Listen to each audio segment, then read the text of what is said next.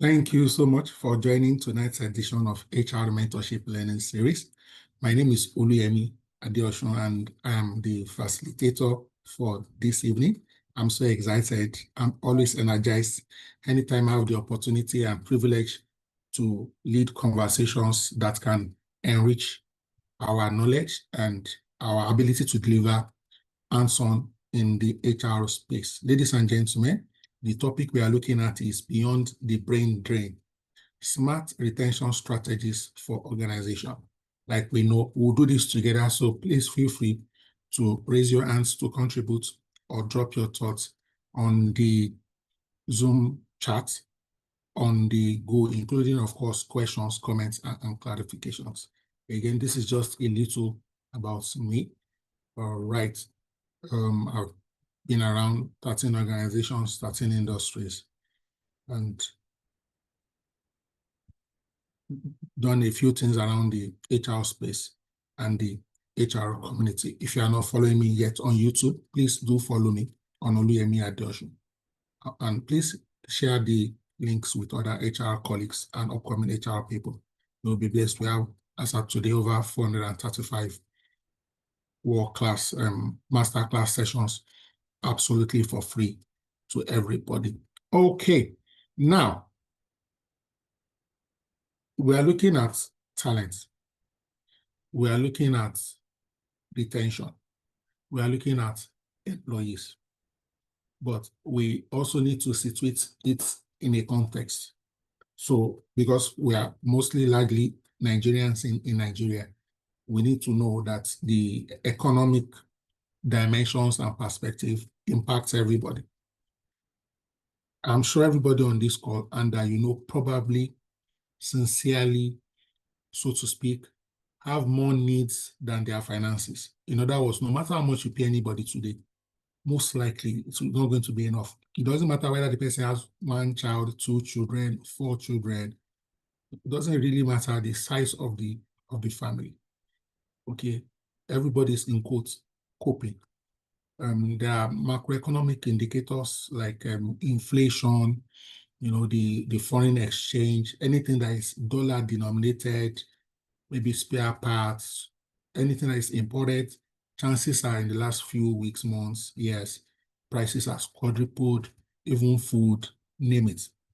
Now, this reality is biting on both the businesses and on the employees.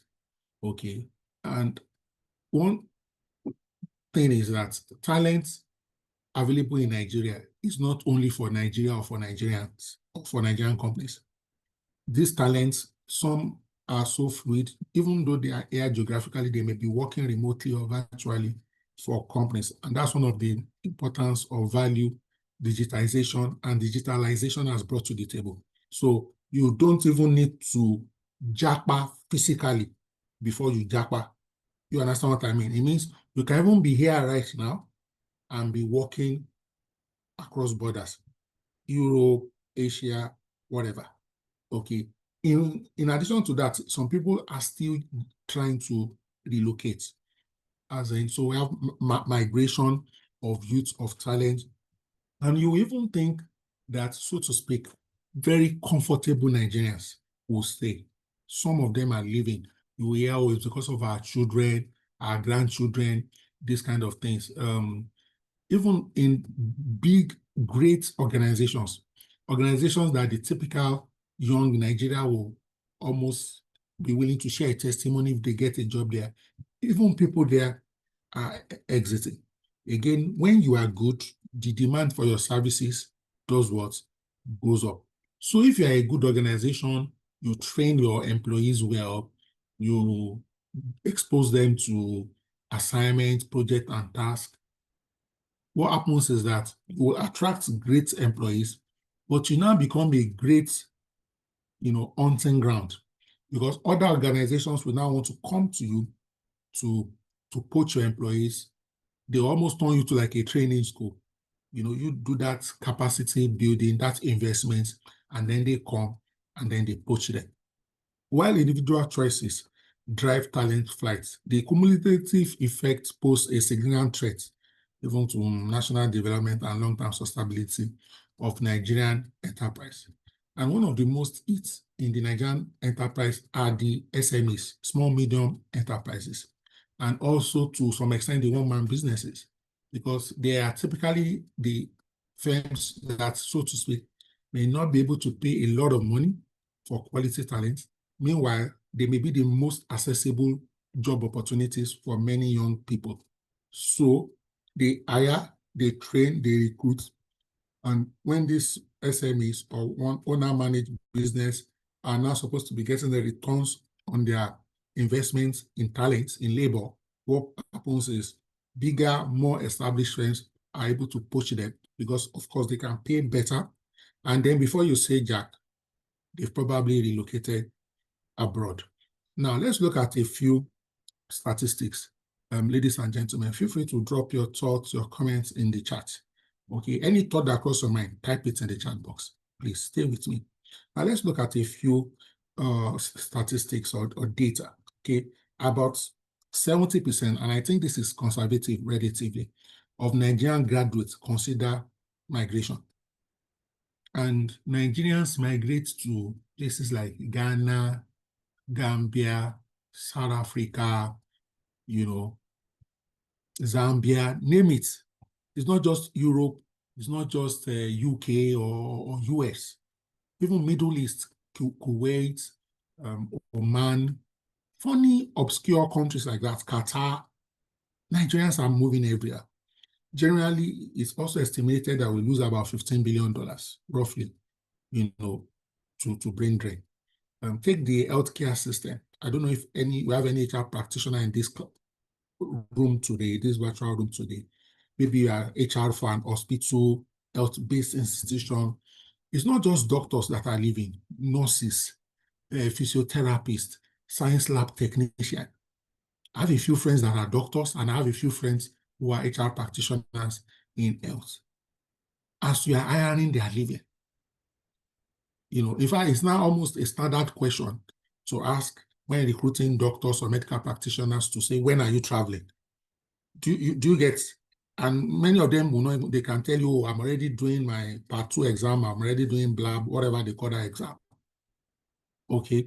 About 43% of IT professionals plan to emigrate. So again, we're trying to show you that some sectors like health, like IT, are even more predisposed to migration. And these are high-value talents. It's not easy and cheap to produce healthcare workers. Even if you go to a public university, still a lot of money. How much more if you go to a private institution? So the reasons behind talent flight from Nigeria, brain drain, they are multifaceted. But we generally categorize them into 2 broad categories. So we have the push factor. Push is what is chasing you away, what is driving you, in colloquial language, what is pursuing you. Pull is what is now attracting you or drawing you from wherever they are moving to. Now, you can see here the push and the pull factor. Let's look at some of the push factors, even though we have already alluded to some of them at the beginning of this conversation. And ladies and gentlemen, please do me a favor. In the chat box, help me add more push factors and help me add more pull factors. Okay, so I will read them as I see them. Okay, in no particular order anyway, so it's not necessarily in order of importance or priority. For enumeration, one is low wages. It really doesn't matter whether you are in Lagos, Ibadan, Port Harcourt, Abuja, Ebonyi, Ekiti. Many employees relatively are underpaid. I'm not saying this to put a blame on the employers or the business owners. You can't also pay beyond your capacity to pay. Okay, you can't pay beyond what is sustainable. If you check the heart of the average business owner, average company today, they know that their employees deserve to earn more money based on the standard of living and the cost of living. But organizations are not just wired to pay you more. They have to pay in a way that they will continue to pay every month.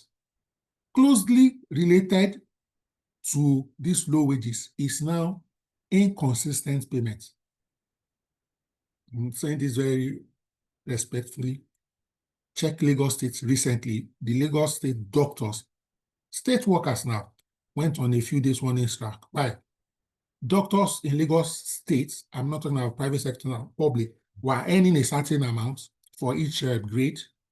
And then a few months ago, suddenly there was a drop.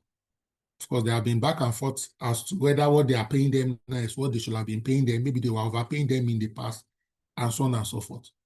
Inconsistent payment here means there are many organizations today, and I'm not really talking about multinational or government, because those generally are stable. Some people don't know when they will be paid this month. If you're in that category, you can indicate in the group. Some organizations, they may pay on the 25, 26, 27, 28, 29, 30, 31, 1, 2, 3, 4, 5, 6, 7, 8, 9. Inconsistent payment. One of the problems with inconsistent payment is, you see, and let me use this opportunity to say this here. It may help one or two people here. You see, when you pay salary on the same day every month, for example, 31st, 25th, 28th, it positively impacts on the employee's credit rating, cash flow. So if a bank wants to extend a loan to that worker, so somebody that earns 300K on the 25th consistently will be able to borrow more money and borrow money more easily than somebody that earns 350K but any time of the month. You understand? Because there's value in predictability. You can promise your spouse or your children or people you owe that I'll pay you on the 28th and you will pay. But some people say, well, I will pay you as soon as possible. And these are not unemployed people. Many organizations sadly fall into this category. So poor wages, inconsistent what? Payment. Then we have suboptimal working conditions. Poor infrastructure. I've been to a few places. They will put 8 people in a room that normally it should be like 4. They can't afford to have bigger spaces, and sometimes they keep employing people, and it's cramped, it's hot. There are many organizations today in the guise of they're now going to solar. You understand what I mean? Once there's no light and they're on solar, what happens? The AC is not on solar.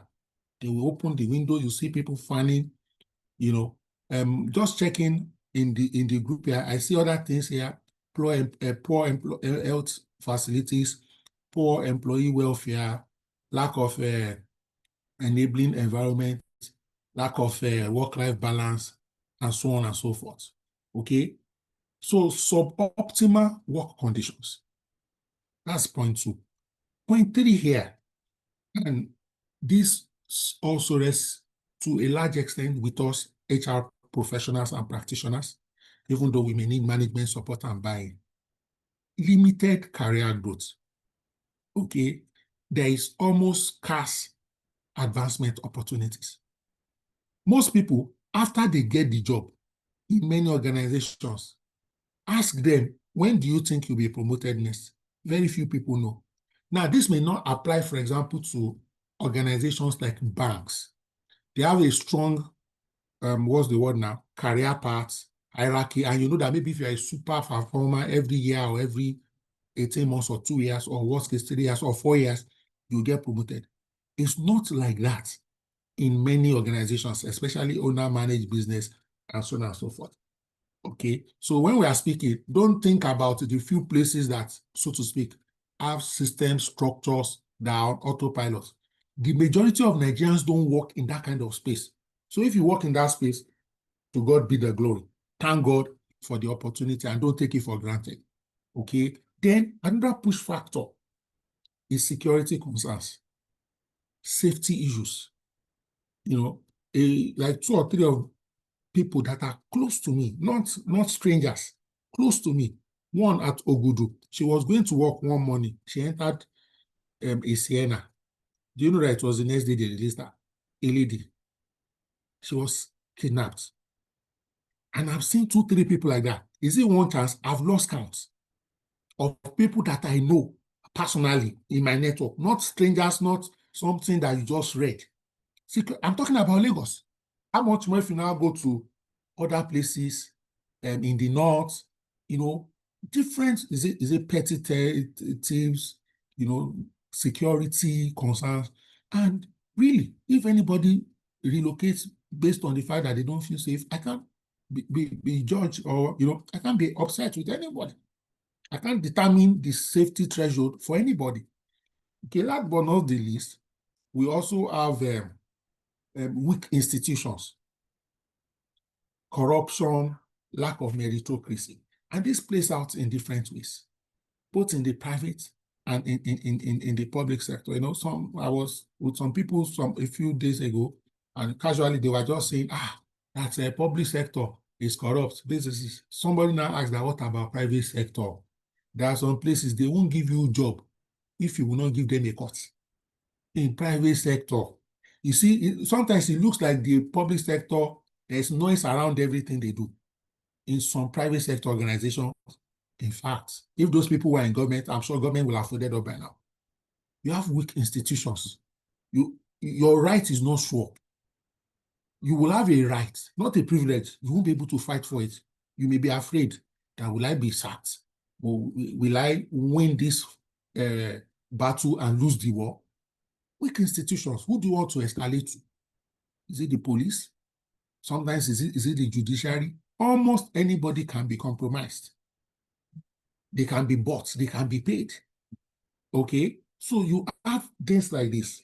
You will see somebody, you'll be there 3 years, somebody will join 1 year later and be promoted over you. There will be no explanation. It's take it or leave it. This is not exhaustive, so keep your thoughts and comments coming. But these are some of the push factors why people want to leave. Pull factors. So from the other side, the place people are going to, in the abroad, even if it is Benin Republic or Togo, sometimes people claim better compensation. Competitive salaries, comprehensive benefits. All right. People also claim that they tend to have enhanced career opportunities, advanced training, cutting-edge technology. So even if you take people in the health sector, you take people in IT, they will tell you that the equipment they used to work in the abroad is not available here. Better quality of life, safety, stability, better public service. If you are sick or you fall down and they call ambulance 911, in 2 minutes, they will arrive. Here, 2 hours, you may still be waiting, depending on where you are. Then they also have access to professional networks, access to global markets, and collaboration. Taking the academia, for example, it may be easier for you to get access to maybe institutional funding for your conferences, webinars. Your school will have endowments, scholarship grants. Here, it's available, but it's far in between. That's why you even see in the academia, people are jackpotting. A university not too far from where I live, they used to have like 5,500 lecturers. In the last 3 years, like 1,200 of them have relocated abroad. 1,200 out of 5,500. One university. Why? Access to global markets, collaboration. So these are some of the reasons, that support, that drive, that inspire, that engender, brain drain relocation. Okay, so we've spoken extensively to some of these things. Many professionals seek environments where their skills can be honed, where their expertise can be recognized. Today, there are some courses in Nigeria, and I'm saying this respectfully. Maybe if you do courses like botany, zoology, where are you going to work? No, I don't mean a botanist that became a banker. That's okay. I mean, if you should read botany because you love botany, if you read zoology because you love the zoology. Meanwhile, in some other times, there are actually career opportunities for you to practice your microbiology more easily without you having to convert to IT, to a banker, to other professions. Again, there's nothing wrong in converting. But sometimes we don't appreciate that a few people still study those courses intentionally because they have a passion for that field. And doesn't mean that because you study botany, you must become a biology teacher. And there's absolutely nothing wrong in becoming what? A biology teacher if you so desire All right. So individual talents believe sometimes where we have weak institutional framework that their efforts are not adequately recognized or rewarded. It will be a situation of monkey they walk, baboon they chop.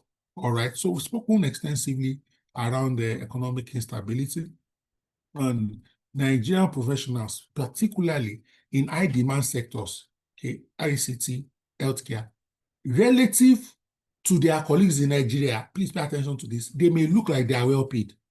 You know, if you go to the health sector now, maybe people like nurses, if you say that, they will tell you that maybe they are paying doctors better than them. But the doctor is not comparing his salary to other practitioners in the health sector in Nigeria. They are comparing with their colleagues in almost anywhere else in the world. I remember in the early 80s, middle 80s, most Nigerian doctors then, they used to go to Saudi Arabia. They used to pay them a lot of money. Okay? So some professionals, they are not just Nigerian employees or Nigerian talents. They are global. They have friends, colleagues, associates all over the world. And they compare notes, whether you like it or not. All right? So these are some of the factors, okay, that we have looked at to some extent. Okay, so mitigating talent flight requires a holistic and strategic approach. So we have to address both the symptoms and then the root causes. Now, as an individual, organization, or HR, there's little you can do about the economic volatility, and it cannot be completely eliminated. Even in Canada, US, Britain, there are always economic concerns, inflation, and increase in price, and so on and so forth. All right. So very little you can do. Now let's look at some pillars of talent retention. So this is like a summary, then I'll probably go to each one by one.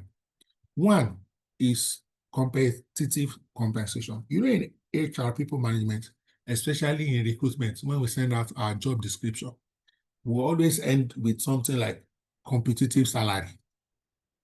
Then we will put a long list of person specification. You put like 3 certification, 22 years work experience, you know, must be able to do 22 things at the same time, and so on and so forth. What is the salary? How much do we want to pay? Competitive. Please, what is competitive compensation? Competitive relative to what? Relative to industry, relative to economic reality, relative to global standards. Okay, I wish there could be a legislation that will say for any job, you must put the salary range so that we don't end up wasting people's time. You'll have done 4-stage interview. You now realize that they want to pay 142,000 with your 15 years experience, not entry level. Fair pay, non-monetary benefits, performance incentives, profit sharing, and so on and so forth. These are what some examples of what to do. Now, I told us that we'll look at some of these things one after the other. So overview, competitive compensation, purpose-driven culture, career development, technology innovation to some extent, collaborative advocacy. So let's dive in quickly. Now, while it's not easy for the average organization, all right, to match their salary dollar for dollar, you know, when we do salary benchmarking, most likely, what do you do? What do? We do the salary benchmarking based on our industry and then based on our peers. So let me give an example. So if you're a bank now, let's say, so let me use quoted banks. Let's say you're a GT bank. You probably benchmark your salary against, say, Zenith, Access. You probably not benchmark with maybe a microfinance bank or a mono bank because you don't have the same capacity, don't have the same spread, you don't have the same balance sheet. You understand what I mean? But the banker may also be comparing himself to his colleagues in maybe all the financial institutions like Goldman Sachs, you know, Bank of Scotland, those other global. So there's a challenge. You may not be able to benchmark your salary globally. And even if you benchmark, you may not be able to match it because it will almost be like corporate suicide. Okay, but we need to come up with creative and competitive compensation strategy. as much as feasible, reasonable, fair and equitable pay structures. You want to ensure internal equity and market competitiveness. You also want to have clear pathways for, please pay attention to this, incremental pay growth. Nobody wants to take a job now and except you go and, do eye service or go and beg or go and cry or come up with one excuse. No increment in salary. We need to have clear pathways for incremental growth tied to what? Performance and contribution. It's very important. This is a huge challenge, both fixed salary and also variable pay. If we need to come up with additional incentive to say, as a staff, even if you are not a marketer, if you bring clients, if you bring sales, get 2.5% commission, 1.5% commission, 5% commission, whatever is reasonable and sustainable. We need to work it out.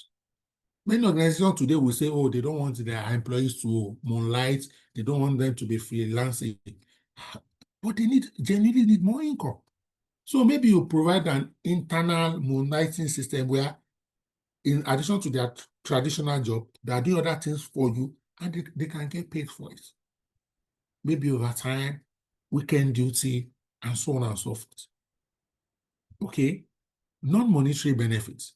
How do you offer attractive non-monetary perks? It can be healthcare. Healthcare is big. It can be flexible work arrangement. You see, some of the things, this flexible work arrangement, especially where it's practical and feasible, what it does is it saves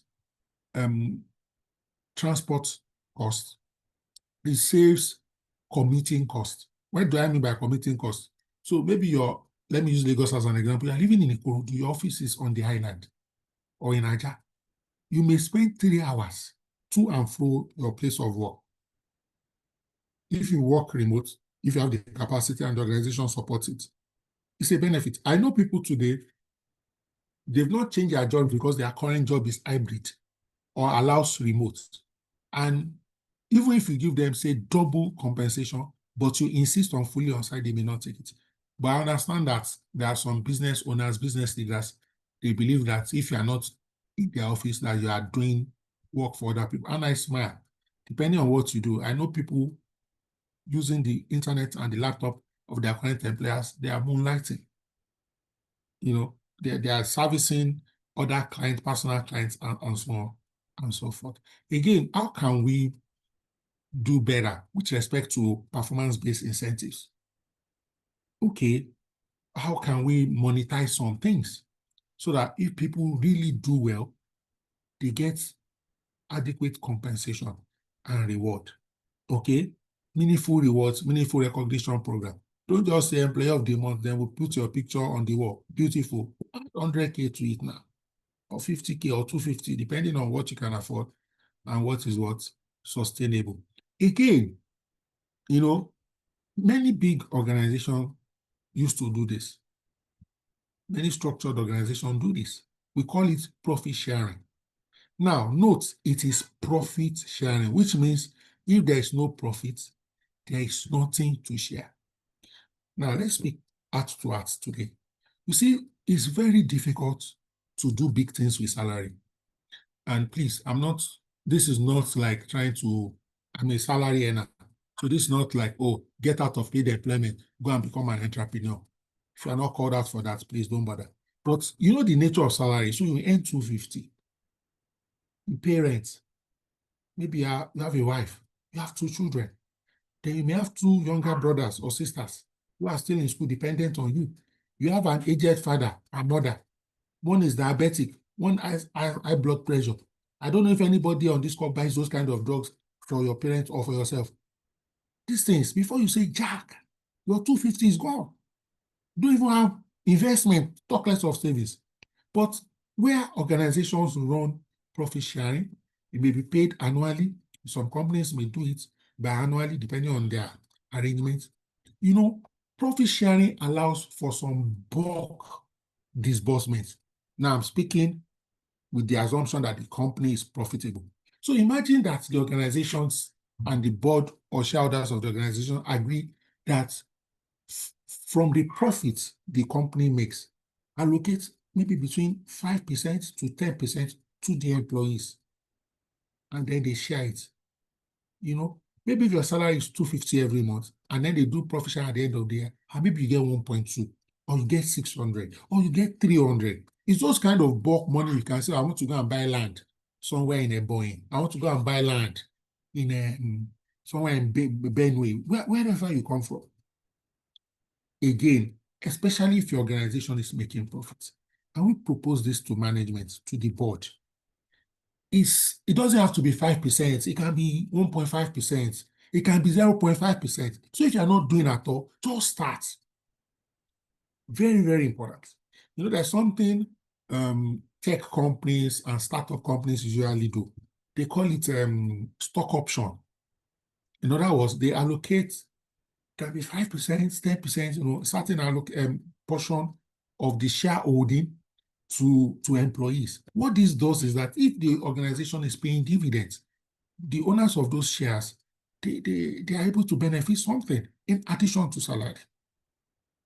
In addition to salary. Of course, we've done this series on stock options, so you can check on the YouTube channel, you will see. There are different approaches, how it is vested. Maybe as you work, you earn certain share maybe per year, or you are able to pay a discounted amount for it and over a period of time, and so on and so forth.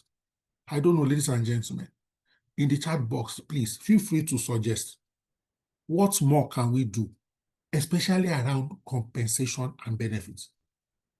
Especially around compensation and benefits. Again, I'm also trying to, like I said, crowdsource ideas from everybody on this call tonight, especially around compensation and benefit. What ideas do you have? Or what are you doing in your organization? Again, if you want to speak, if you raise your hand, I'll call you. Or if you type the ideas, I will also read it out. Okay? How can we help people? How can we help people? Okay? Let me also say this. Some of the things we can also do directly or indirectly around compensation and benefits.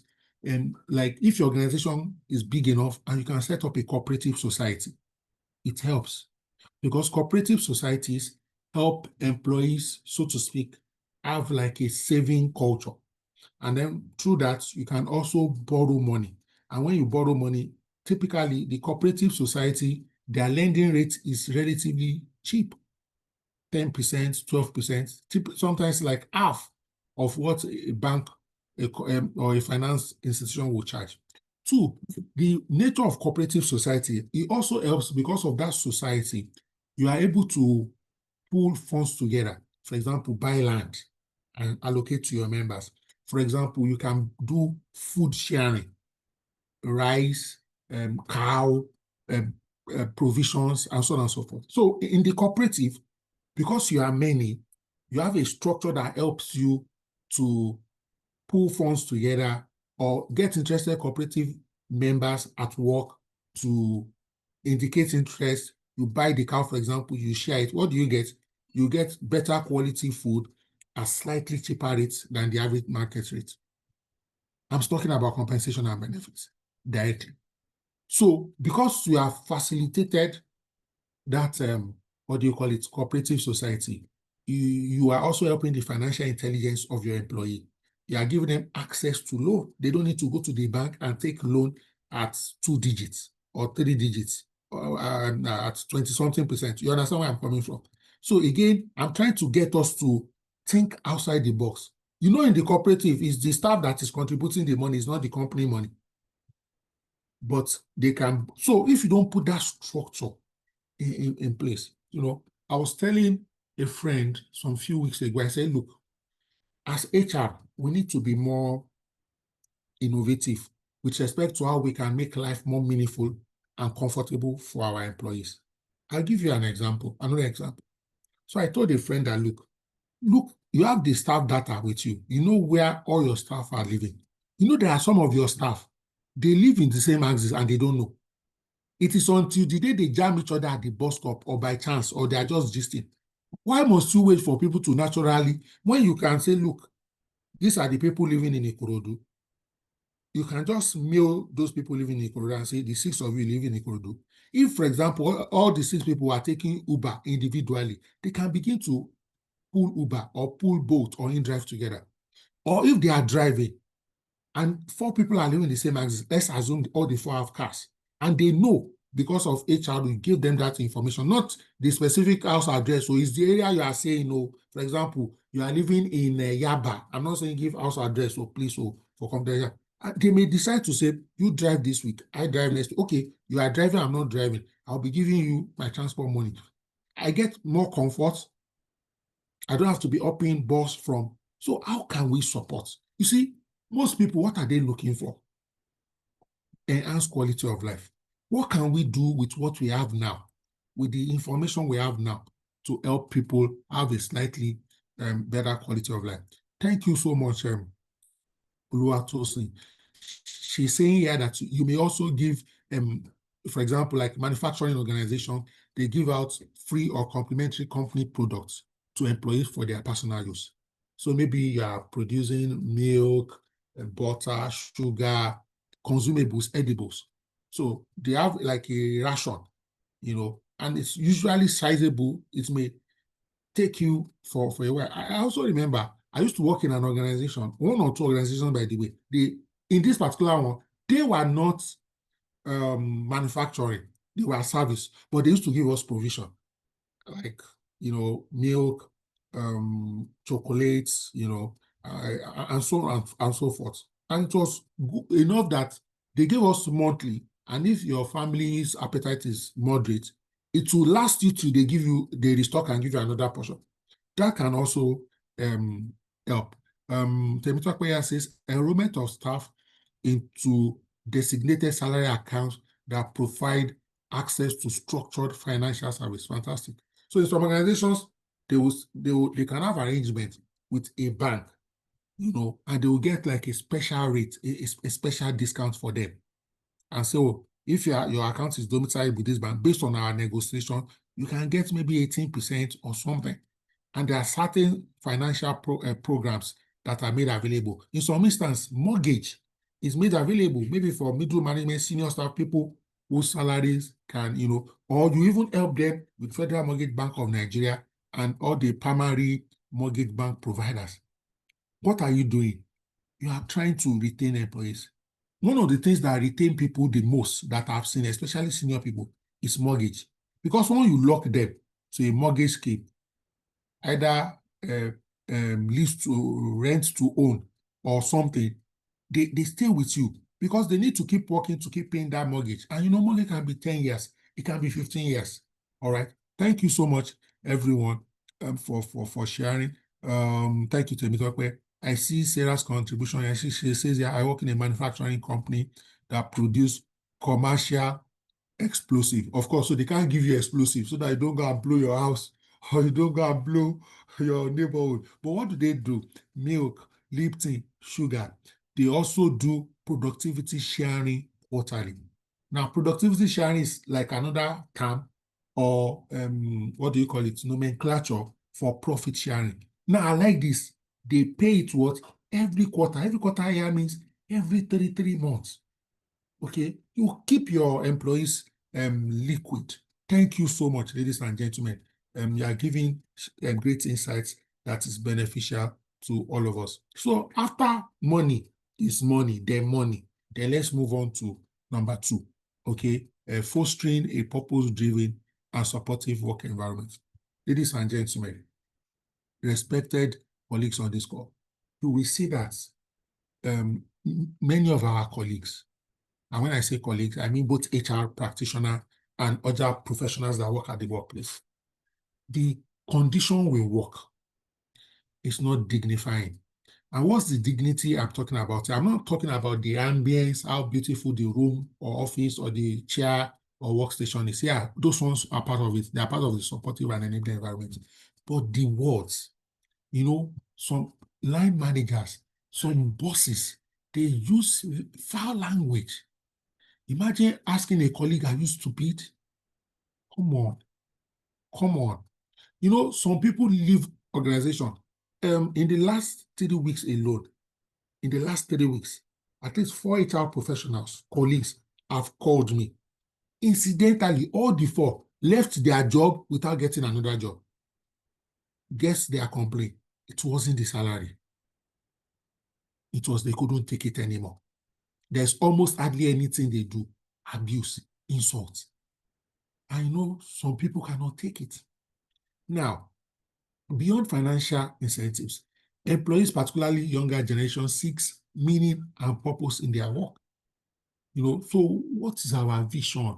What is our mission? And I'm not talking it being on the newsletter or it being on notice board or in strategic places in the workplace. Are we living it? Jokingly, but really, I've told a few people that I know, I say, please tell your organization to remove integrity from your core value. Now, when they give bribe pass, if you understand what I mean, you get it. Now, if you know you are not strong on integrity, nobody has forced anybody to put integrity as your core values. And people see the core value and they see what they are doing. You will say, we operate open door policy, but we are as blind as anything. We are set in our ways. Once any idea is against the management, we don't take it. We don't even listen, talk less of considering, talk less of implementing. So we need strong organizational culture. Okay? Cultivate positive, inclusive, respectful, please. Again, I'm not saying we should be arguing each other at work. You can say the quality of my work is poor without saying I am stupid. Please. You can say the quantity of my work is inadequate without saying I am dumb. You should try to encourage people so that people can stay for a longer period of time. Do you know, ladies and gentlemen, that some people change their job, same salary, no increase, so just because of the environment. Some people change job because of 15,000, 25,000, 50,000. You expect that when you are moving, let the increments in salary, let it be like 50%, 100%. I've seen, in fact, I think 4 or 5 weeks ago, I was talking with one of our colleagues. Again, I'm using HR professionals so that we understand this thing. Was telling me, so she got, so to speak, so I think she's on 350. She now got a job that was paying 400. So she was contemplating whether she should accept the offer or not. So, of course, part of the parameter, so she was like happy, 400 is better than 350. And I asked, what is your transport cost to your current workplace? What is your transport cost to the new place that you think you want to go? Ladies and gentlemen, when she did the difference between the transport costs, that 350 is better than the 400. But why was she even not thinking about that? Because of how insultive the owner manager is. She's mean, rude, she can use very condescending. Please, I don't know where some people got this philosophy or mindset that if you are not rude to Nigerians, we can't be productive or work hard. And with due respect, don't let me mention any tribe, but you've seen some expatriates, in quotes, from some countries. They always treat Nigerians the same way. You would think they went to one school of indoctrination, that be rude, shout, speak down. I won't mention organization. Many years ago, I went to one popular organization owned by expatriates, in quotes. After the interview, I felt like I didn't know anything, only for them to send me off a letter. I'm like, After there was nothing I said. It will try to undermine it, make it look, say, no, come, I will teach you HR in my country. That's another story for another day. But we need to build open communication and diversity, equity, and what? Inclusion, as much as possible. As much as possible. As much as possible. Again, with due respect, some of these expatriates, especially the ones that didn't come with their family, so they will be bored. They will be staying at work forever. There's no recreation. There's no life. If you two go abroad, you work like that. And that's why some organizations like expatriates, especially the ones that are not married or the ones that didn't come with their family. So we must also try and see what we can do with respect to employee well-being. How do we address employee stress, employee burnout? How do we provide support for mental and physical health? Okay, how do we, within reasonable bounds, promote work-life balance? How do we offer relevant benefits like wellness programs? And please, colleagues, I'm not talking about, yes, I can see, I won't mention the name, but I can see I'm mentioning some of those expatriates. I agree with what you are saying. Say it, yes. But me, I can't mention them. Some of them are my customers. You get. Ladies and gentlemen, I'm not talking about just ticking the box with this wellness program. If we say we have HMO, please let it be HMO. Some organization, the HMO, it's not the HMO that has problem, but please, what do you call these things in HMO? Is it like package? What's that thing? It's escaping me. Okay, plan. They will go and, in fact, a friend of mine told me how, thank you so much, Oluwatomisin. Thank you so much. A friend of HR colleague of mine told me how when they reach out to like 3-4 HMOs to come and pitch now, submit their proposals. They now wrote to all of them that they should, so let's assume, this is hypothetical, so let's assume that the cheapest HMO plan is 10 naira. They now told the HMOs that, please, can you customize a 5 naira plan for us? Take out as many things as possible. We can't pay more than 5 naira. This is hypothetical. That's why I'm using 10 naira and 5 naira. You understand? I don't also want you to be able to guess who.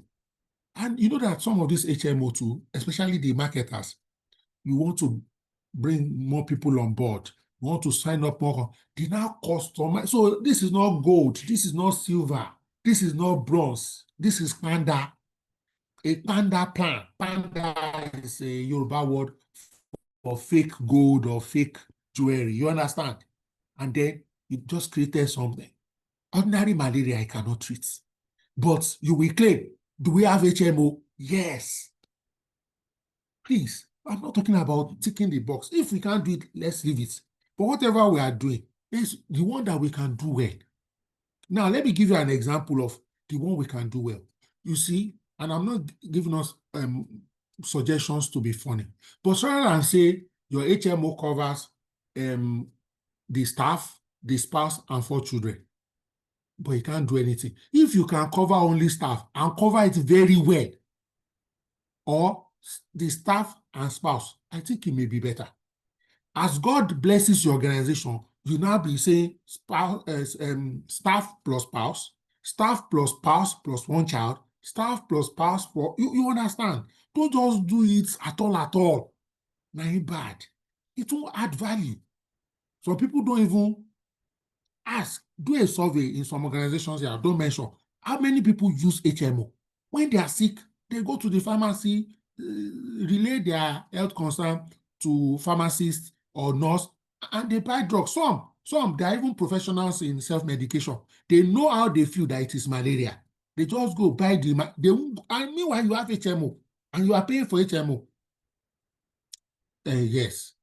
Some people now divide HMO 50-50. If you do that and it's quality HMO, I don't mind, really. I prefer 50-50 that is quality than 100% that is rubbish. Sincerely, I'm just trying to be practical here. So don't let us do anything at all. Please, it won't count. People know when we are doing our best. And that is why it's important for us in our organization. As much as possible, let's be open. If you are making money, let them know. If you are not making money, let them know. But some companies, no money, no money. The day they make money, nobody hears. Okay? How can we also do better with respect to our recognition programs? How do we acknowledge? How do we celebrate? And speaking from personal experience, I've worked of the 13 places I've worked, like 3 or 4 of the places, either the CEO or the chairman or something will call me and say, HR, you are too friendly. HR, people don't fear you. HR, you should be passing like this and employees should be running helter-skelter. Where did we get that kind of environment from? How did we equate fear with productivity? I don't get it. I don't get it. All right? How do we... I've seen line managers Ask how many line managers in your company where you work right now have ever sat down to create, email and write a commendation letter to all their team members. But before they sneeze, query has come out. They've copied HR. One day I had to, in quote, subtly tell my line managers in one of the places I work, I said, please, if you have never copied me in a commendation email to your staff, I forbid you from copying me in a query. Can it be possible that you will have done appreciation for somebody like 4 times before the first query will come? So that when the query will come, they will know that it's objective. Don't be police. You go and stay in one way. The person will not pass the one way. Have arrested you. Say, no, this one way, don't enter. Let's see, appreciation doesn't cost money like that. It's just thought, an act of kindness, like saying thank you, like saying well done. Yes, I agree. They are paid to do the work. You see, I'm talking about fostering a purpose-driven and supportive work environment. If you get all your line managers to be more intentional with appreciating the good works of their teammates, of their colleagues, of their subordinates, the positivity in the environment will rise up. It will appreciate. I'm not saying we should be frivolous and flippant about it, but many of us, many of our line managers in our organization, we are too conservative with praise. So praise privately, praise publicly. Can we insist that all our maybe weekly management meeting, let 5 minutes be dedicated to look at each of the employees, especially if you are the team lead, and say something that they did well, even if it is a normal thing, but they did it well. It's very, very what? Important. Okay, I'm checking some of the charts to see some that I can read out. Okay, so one of our colleagues is saying, how about organization also signing up SLA with good pharmacies in support? Because a pharmacy will at least dispense medications well. You can think about that. You can do that. Very, very good idea. And that's why I'm having this conversation, so we can think extra additionally out of the box. Yeah. My brother is saying some you don't even know when promotion will come. You can remain in one rank for 10 years. One of my personal HR friends, senior woman, she had been working in the same organization for 14 years and she was still HR officer. I wanted to cry. I say, she now told me that, but they were increasing her salary small. 11 years. She came in as HR officer. 11 years later, she's still HR officer. Can't you even be changing the nomenclature? Even can't you change it to HRBP? That's not even money. How to encourage her that, please, this is finish. Oh, this is finish. If they did not bury your umbilical cord there, I beg, find your way. Thankfully, she left 2 weeks ago. 11 years, HR officer. Isn't that wickedness? Okay? Open communication. We are a family when the company is not doing well, but when the company profit show face, the family ties break immediately. Very spot on. I won't mention him. I was working in a place, they were saying global med now. Then that particular chairman and his family flew first class. Now you will say it is their money. And they also said it publicly. Staff were looking at each other. Oh, there is economic problem when it is time for salary review, but there was no economic problem when it was time to fly first class for vacation. One even took private jets and he shared it unconsciously, and staff looked at each other. There's no money, but you can charter private jets. Yes, it can be his savings, his investments that he's using, but there is form and there is appearance. And that's why sometimes people say to the people in government today that can we at least show that if we are trying to recover from some things of the past, can we at least show compassion by our lifestyle? I won't mention his name. There's a minister, you know him. He will be using Rolls Royce in this economy. Even if it's your personal Rolls Royce, because you are in public office, can you be a little more modest? You see, someone is saying here, story of my life. I may not know that company because where I worked before, it was like that.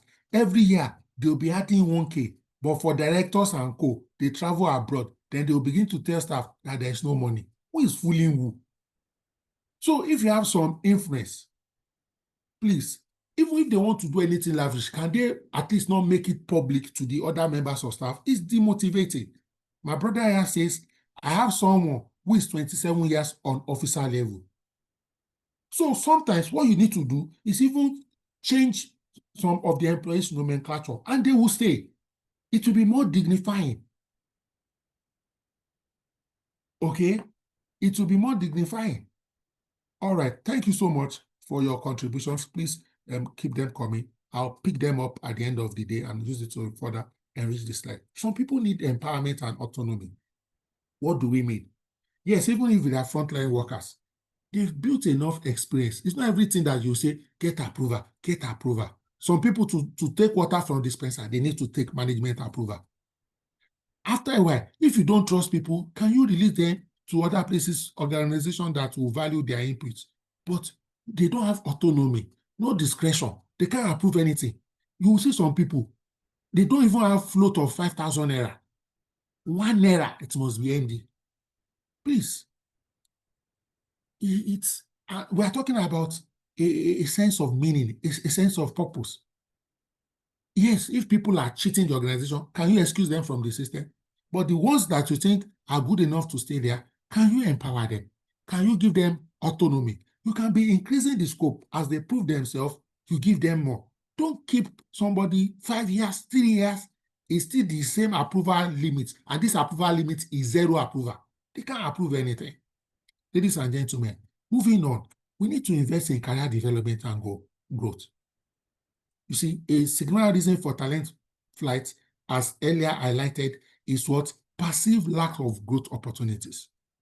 Can we have clear career pathways, establish transparent promotion pathways, and provide employees with a clear understanding of how they can advance with the organization? Let me give options. Nothing I say is instructive, please. It's suggestion.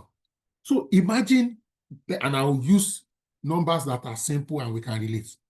You can say normal promotion cycle, 2 years or 24 months.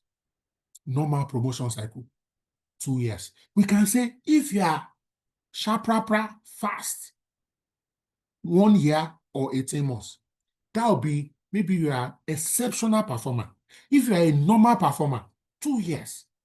Then if you are slow, 3 years. At least people in the government enjoy this. Maybe every 3 years or every 4 years, you get the opportunity to do your promotional exams, do your promotional interview, and you get promoted. At least you can calculate when you become director. Are we together? Can we also, even if it is one-man business, and you can create something, associate, senior associate, most senior associate, create something and get approval. Let people know that worst case scenario, after 3 years, they will move. Not that 6 years, same thing, 8 years, same thing. You know, I was discussing with someone earlier today, this afternoon, around 12 o'clock, how there was a particular woman that I know personally. She worked in an establishment, a government establishment. She has been there for 16 years, and she's a contract staff. Suddenly, it dawned on me why that woman was, in quote, beggar. Note, she was with a department, so it's not the entire institution that hired her. So it's like a department hired her as contract, and she has been working there for 16 years. Government. She goes to work, they pay her every month. You get, is that not casualization? If you don't want, after 1 or 2 years, let her go. At least be changing. I say, if I see that person, I will tell her to go to industrial court and sue them for casualization. Because if you have kept somebody in the same role for 16 years, how dare you tell me that that job is a contract job? That means it's a permanent role. Contract means it's a temporary thing. 16 years, and every year you are renewing the contract. Government job, a department is doing it. Of course, the big organization may claim that they don't know, and they are not the one issuing the letter anyway. Somebody will say, but why is she taking it? You know, they will say, if a bread is better than none. So create something, even if it is for 4 years, if it is 3 years, if it's 2 years, if it's 1 year, whatever works. And these are some of the things you should discuss and share with new employees so that they can know how they will grow as long as they are in that organization. When we create uncertainty, I've worked in 1 or 2 organizations, and the career part, only the HR had it. They didn't allow us share it with the entire team, organization. I'm like, why is this a secret document? Why is this a secret document? You can even have ladders, maybe manager 1, 2, 3, 4. So that even if somebody will be in manager for donkey years, they will move from manager 1 to manager 2 to manager 3 to manager 4. Remember elementary biology, Mr. Najadi? Growth is one of the characteristics of a living being. A professional needs to grow in terms of their career, in terms of their salary compensation. Even if you're adding 2K, hard. Upskilling and reskilling opportunities. Need to invest in continuous learning and development programs. This includes funding certifications, offering internal training, and partnering with learning academies. See, you don't need all the money in the world to train. The first thing you need to train is the art and willingness to train. I won't mention him. I used to work in one particular organization. 2 of the staff in that organization, they had worked in that organization for 15 years plus. They told the boss, no, they were 4. 4, yes, I remember. They are 4. They told the chairman that they wanted to do MBA in Lagos Business School. You know what the chairman said? He said, no. Be patient. I will send you to Harvard. See psychology. These people wanted to go to Lagos Business School. Note, they were not telling the chairman to pay. Note, all these people had spent like 16, 17 years. So it's not as if they joined 2 years ago. All they just wanted, because I think as part of the requirement for that business school, your school will write a letter, because there are maybe once in certain windows, you have to go for like a 1-week intensive, and they don't want you to start the MBA program. You will now be saying you don't have permission from work to come. You just needed to consent and be giving them that time off. They didn't ask that the company should pay. They said no, that they should be patient. He will send them to Harvard. One of them, all the 4 people I'm talking about, I know them personally. They are all women. 3 of them said, okay, my chairman. 1, even though she didn't get that approval, she shall found a way around it and entered for the business program. All the 4 of them are retired now, only as MBA. The Harvard, maybe tomorrow. Why? Meanwhile, he has gone there many times and over, both to the Lagos one and the Harvard one. In his mind, if I train them, they will see bigger opportunities. Their network will be expanded. They will leave me. Upskilling and reskilling, very key. Can you support local certification if you can support foreign one? Can you do, if you are doing training, for example, internally, can you, even if it is 20K as honorarium for your internal facilitator, so that they'll be more motivated? Don't say, Shebe already paid them salary. Their main work is not training. Do you get? How can you incentivize it? Yesterday, we did a session on mentoring and coaching. Please watch it. It's on the YouTube channel. No, the day before yesterday. How can you implement mentorship programs in your organization? Today, I think if I had a capacity, I would legislate it. Let's have mentoring. Let's embrace coaching at the workplace. Whereas senior people are not just senior by grade now, senior also in terms of experience and capacity, can guide and old junior employees. In fact, what we should be doing at work is that we should be mentoring. Instead of mentoring, what are we doing? We are bullying. Let's stop bullying people. Let's start mentor them. Let's start upskilling them. Let's start showing them the way. We will help them to learn faster, build their confidence faster. Some management meeting, be rotating the junior staff, be taking them along, so that tomorrow, when the HOD goes, they will be able to fit into the role, not that you go and hire from outside. Everywhere I've worked, I made it a duty. I make sure that when I exit, somebody internal must replace me. I feel frustrated as a professional that I leave a seat and they can't take somebody that was on my team to replace me. Can you imagine? Just imagine. Someone sharing on the chat group says, I am aware of an organization that offers 5 training slots for about 350 staff, professional and academic. How many percent is that? 0.0000. It's not even up to 1%. 5 out of 350. Can you imagine? So even though it's not directly within the scope of this, but I'll respond. So somebody is asking yourself from the HR perspective, is there a problem joining a union in oil and gas? I would say technically, once you're in HR, you are already management. So please, I'm not speaking from a legal perspective, but from a conflict of interest perspective. You will have access to data, information. So will you be sharing it with the union? How would we be sure you are not? You'll be in management meeting, you'll be in union meeting. So if you are in HR, I will say, please, don't be a union member. If you are in any other department, by all means, be. Because as HR, you should be able to mediate. Do you understand? All right. Okay. Somebody is saying here, how true is it that it is employees have the sole responsibility of developing themselves, not employer? It's a joint responsibility. Yes, employees should develop themselves, but organizations to develop employees. Because when you develop employees, you are not only building their capacity to work effectively now, you're also building their capacity to work effectively tomorrow. You understand? The dynamics of work is changing. If you don't develop them, they will not only be effective today, they will not be available to support you and your organization to drive the organization forward. All right. Okay, so this is not right. Someone is asking, is it right for management to make it mandatory for a staff to go for a training fully funded by the employee? No, no. You can only make me go for a training compulsory if you are the one paying. If I'm the one to pay, then I will go at my time when I can save the money if the training is beneficial. Okay, you can't force me. You can't force anyone. Again, still speaking to investing in career development and growth, all right, cross-functional assignments and stretch goals.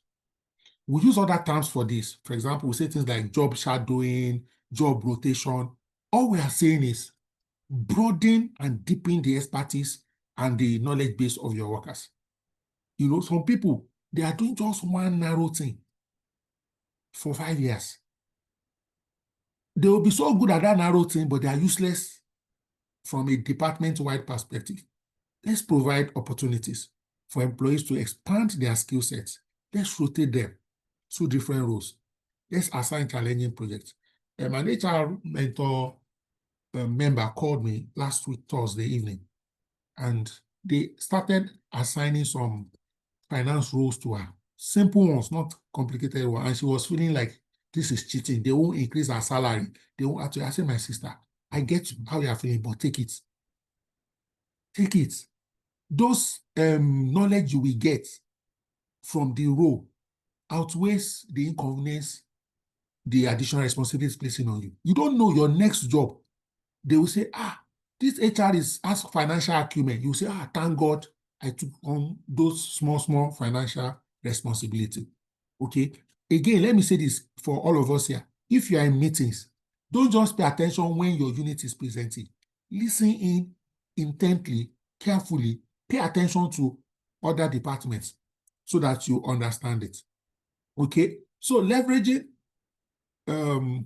innovation, sometimes technology can play a critical role in enhancing employee experience and retention. Okay, use tools that allow employees to see how their performance is being evaluated and what target needs to be met. So make it visible, make it transparent. So it's not coded. Okay, it's not coded. For roles that permit remote work, providing remote work option can tap into a wider talent pool and offer flexibility, especially for people navigating urban challenges like Lagos traffic. This is also good for family people, men, women who have children in primary school, you know, or early secondary school. It's an incentive and it helps them to stay. All right. Again, what can you do as a company?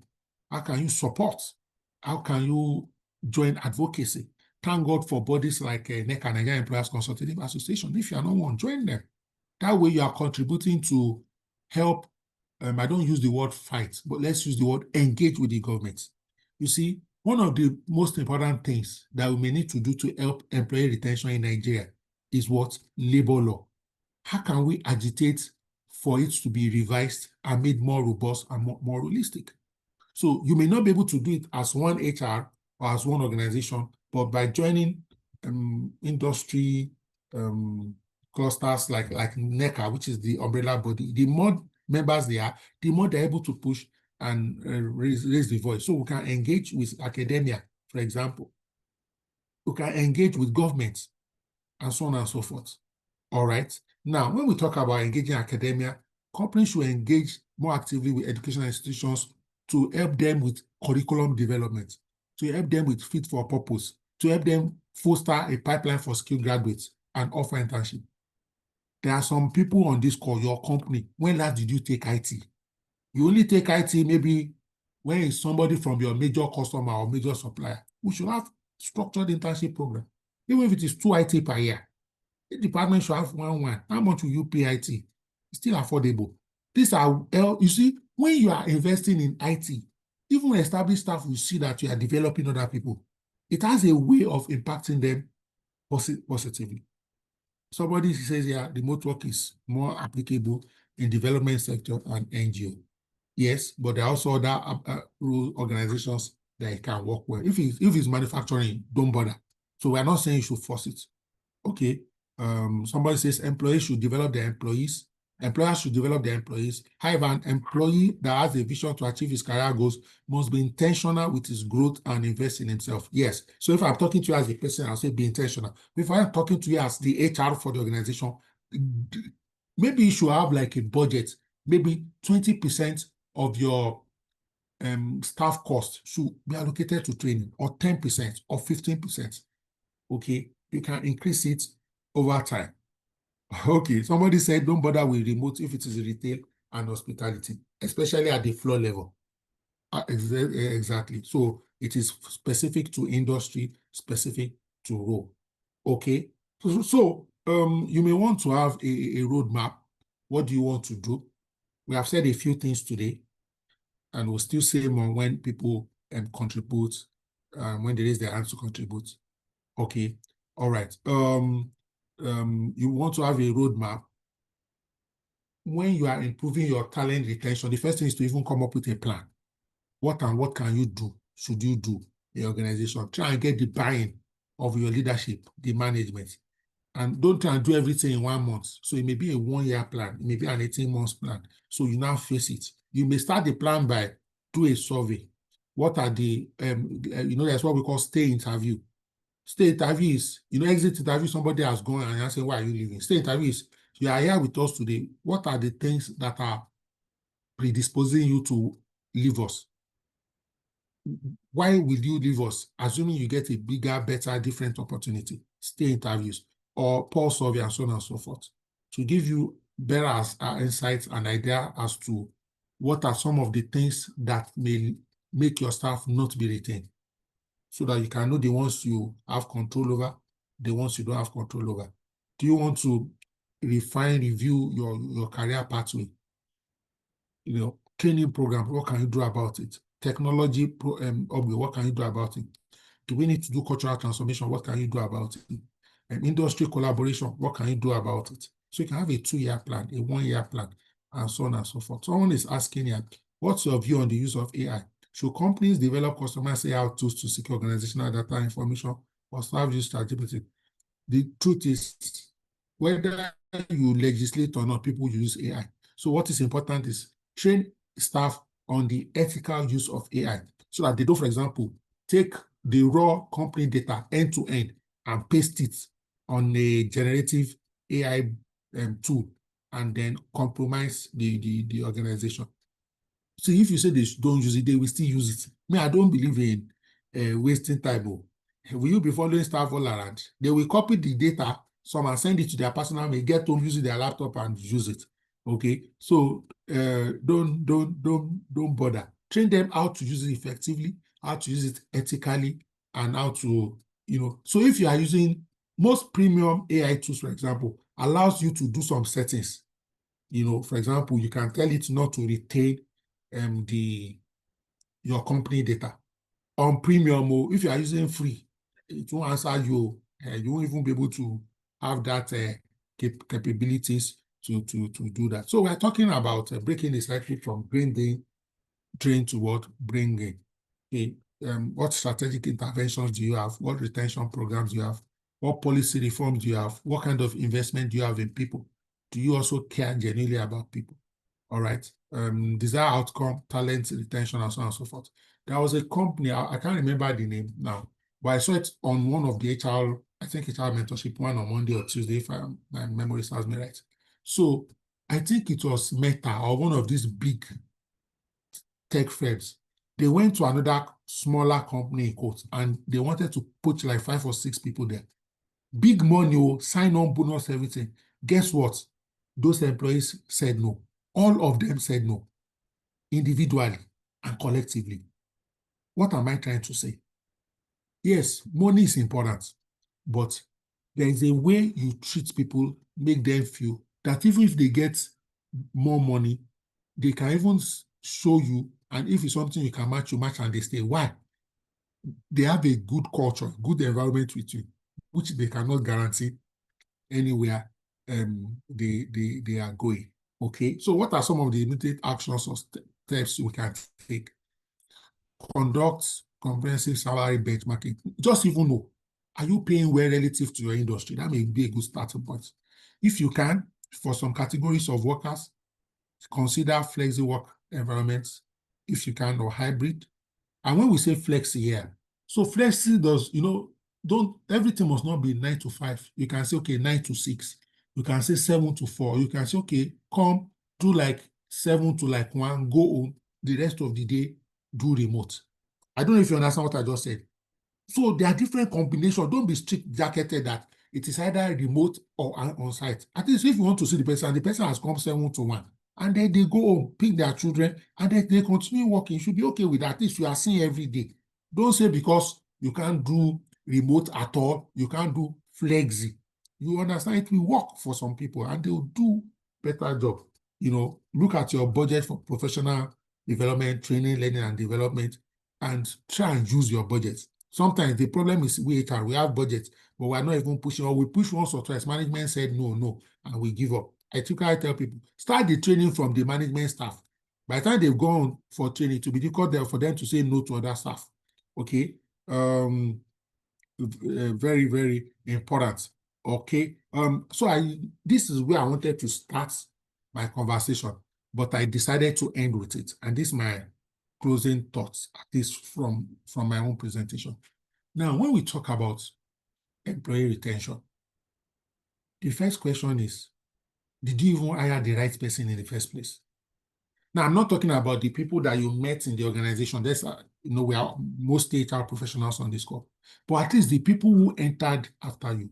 See, there are some people that we hired. We had no business hiring them. So for me, one of the greatest weapons with respect to employee retention is hiring rights. What do I mean by hiring rights? You see, there are some people, when they take your job, what they are doing is at all not bad.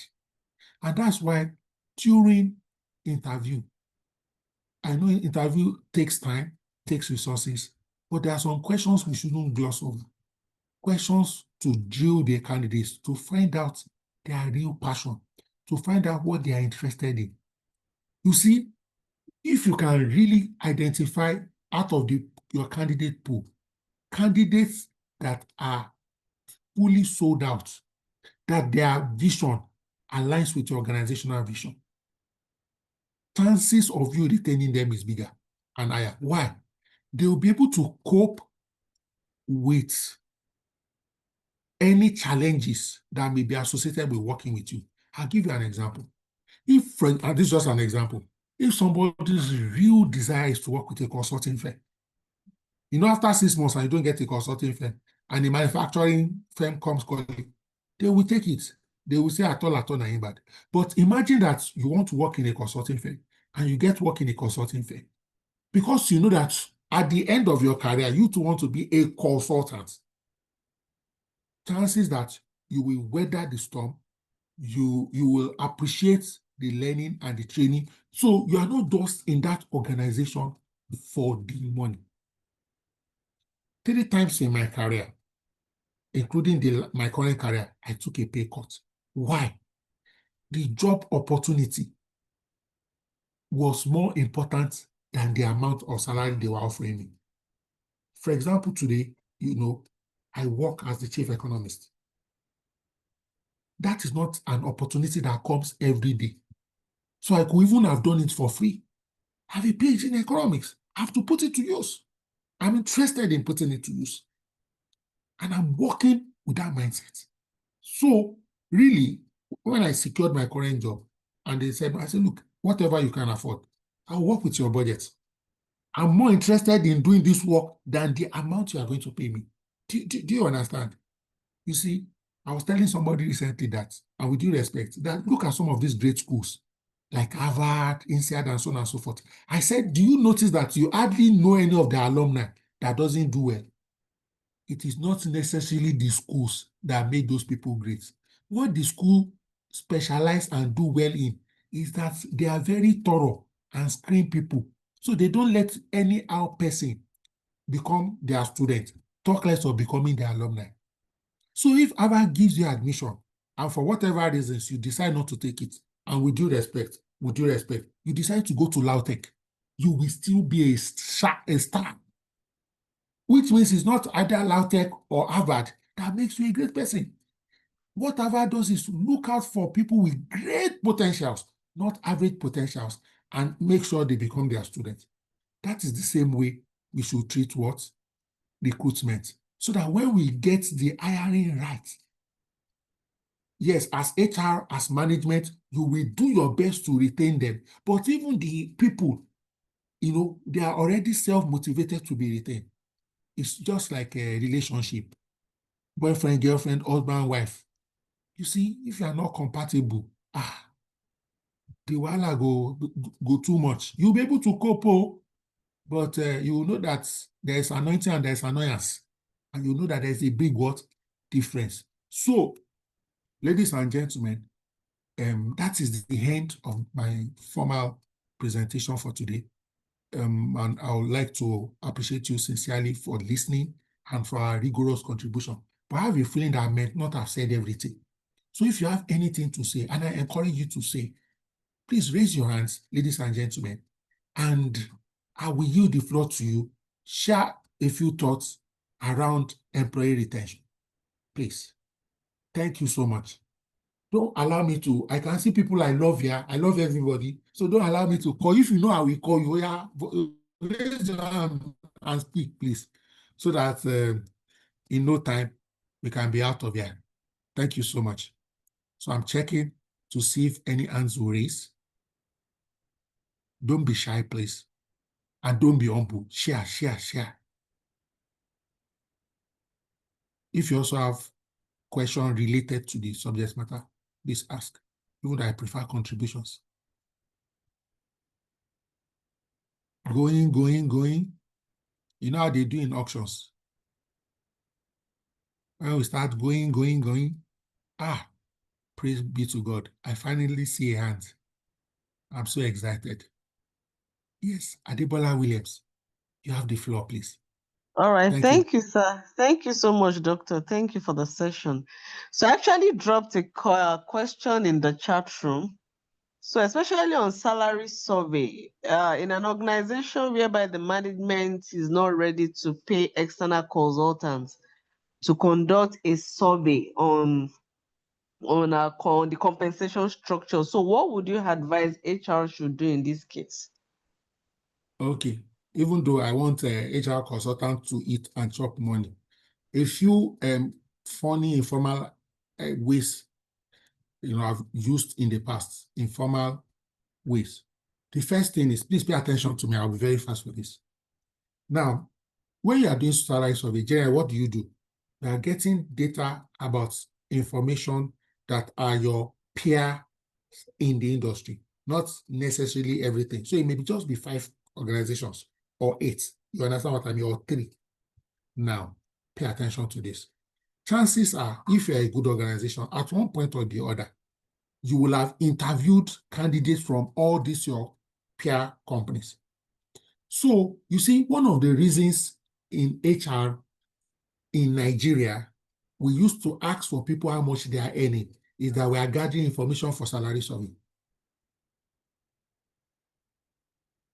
I want that to sink in. One of the reasons, so that you say, what you know their role now, maybe from their CV, how much are they paying now? Some people will tell you, some people will not tell you. Some people will voluntarily tell you. One of the other reasons why we also say, what is your salary expectation? Most people too, they have friends where they are working in the industry. Most people's salary expectation is inch around what their friend who is doing something similar is earning. So those two questions, how much are you earning now? If they respond, if they don't respond, please don't force them more. And don't be manipulated and say, go and bring pay slip, go and bring bank statements. Please, some people will willingly tell you. Sometimes when you ask, like, oh, what's the, and if they are not specific, you can encourage them that, can you give us like a range of what you earn just to guide us, and then what you're expecting. So that way you get, it may not be accurate or perfect, but you get a reasonable range.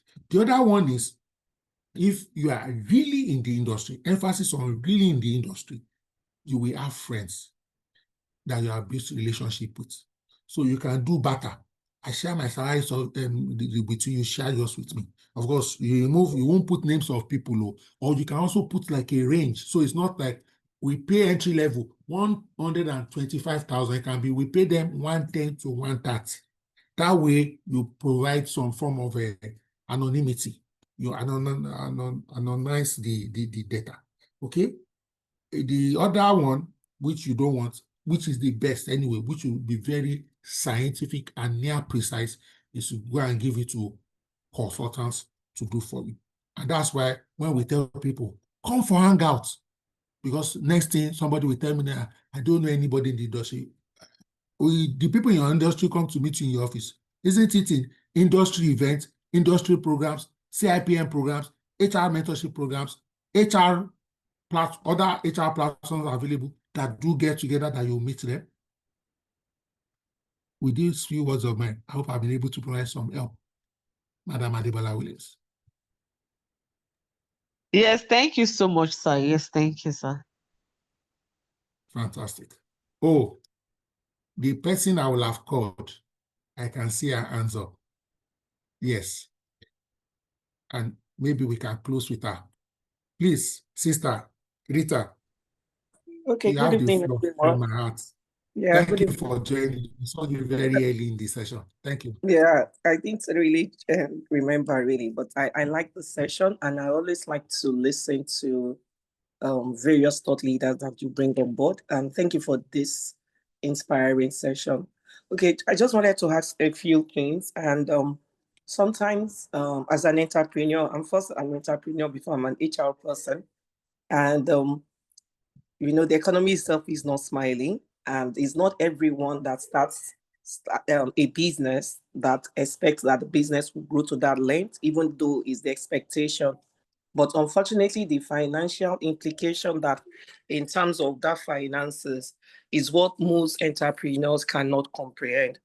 And I think a lot of probably training, maybe workshops, things like that. And this has to be powered by the HR personnel, especially for owner managed business, since my business is one. And that is the fact that we need to start sitting with those employers that it is not all about the money. It's also about recognizing that Maslow's hierarchy of needs. Excuse me. Most times, we just think employee retention has to cost a lot of money. You have to invest a lot of money. But I have also seen where within my organization, I had introduced different things, and I see that it works. I remember also interviewing someone and was asking me about leave days. And I'm like, okay, for your level, it's 15 days. And she was like, oh, where she was coming from was 20 days. I said, oh, 20 days? I just called 3 people upstairs to my office and I'm like, okay, how many days of leave do you have? They told 15. How many have you gone in the last 4 months without even touching your leave? And some of them said 5, another person said 3, another person said 8. And that's because I have entrenched in the policy, in the organization, the fact that it is one of the cheapest way to get employees to get attached to the business. And that's when you notice pressure, where you notice that sometimes it's not every one of them that will be able to talk to you, even to the HR. So let me wear the HR cap now. in between, though I have an internal HR. But because sometimes we're bereft of ideas on how to manage employee retention. So asking employees when I know we're in the midst of projects and project deadlines have been like met and people are stressed out. I'm like, okay, can you take 2 days and work from home? The ones that are not 2 days work from home, I'm also introducing the fact that just switch off. Don't do any work. This is aside. It is not part of your leave. Don't touch your leave. It is just compassionate leave.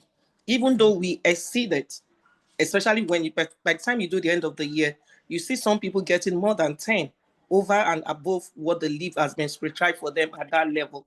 Then another way that someone could do that is also grocery allowance. Because I remember during the period of cash scarcity, and then I think it was during the election period sometime, maybe 3 years ago or something, I started introducing for companies I'm consulting for, I started introducing them to grocery allowance. And we usually use that Spark card. Spark card is just there. Even if it's 10, 15,000 naira, we can also use it to do employee of the month. Those are things that HR leaders or HR managers should begin to deploy in the organization.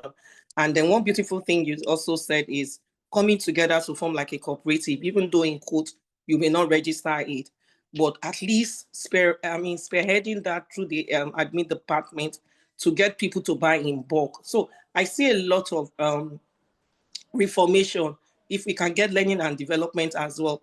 Sometimes I ask my people, Coursera, I don't believe in all this Udemy and all those stuff, but I use Coursera. It's free 7 days, free trial. So I tell them, if you're able to, if the cost of the training is usually $49, it comes to like about 88,000 naira thereabout, or 80,000. And I'm like, if you're going to save me the sum of 80,000 naira and read it within 4 days, 5 days, then I can share part of that 80,000 naira from you. So I can give them like 35,000 naira out of it. But this is just committing them to do learning and development. So sometimes we also need to look outside the general thing that is happening. I think with a lot of noise, people just feel that they are constrained. They need to just focus on what has been happening. But instead of thinking outside the box, there are so many ways that we can get employee strategies so that people can stay more and get, attached, emotionally attached to their job. Thank you. Thank you so much. Very interesting. Thank you so much. I appreciate that, Ma. Yeah, so somebody dropped the story I was referring to. According to a Wired report, Zuckerberg Meta offered some Moratis team members compensation packages ranging from $200 million to $1 billion to join a newly launched superintelligence lab. But every one of them was turned down the offer. Sources say the Thinking Machines Lab team, where they currently are, believe that their equity in their startup has the potential to be worth far more. And more importantly, they value their independence and Morati's vision over big tech paychecks. Again, hiring the right people, rewarding the right people, incentivizing the right people. They also have stock option or equity. Okay, if we are creative, we will be able to do that. I think this is a convenient spot to draw the curtain on tonight's session. All right, I've enjoyed doing this. I look forward to do this. What I try to do now, I typically do sessions if I notice it's free, and maybe the notice is too short to get any other person to do it.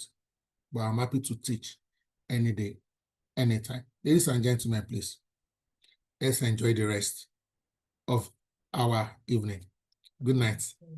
Thank you so much, Dr. Adelson. Thank you. Thank you. Thank you so much. Thank you all. Thank you. Good Dr. night. Good night. Good night. Good night. Good night. Thank you, Dr. Olusheyemi. Good night, sir. Thank you, sir. Good night.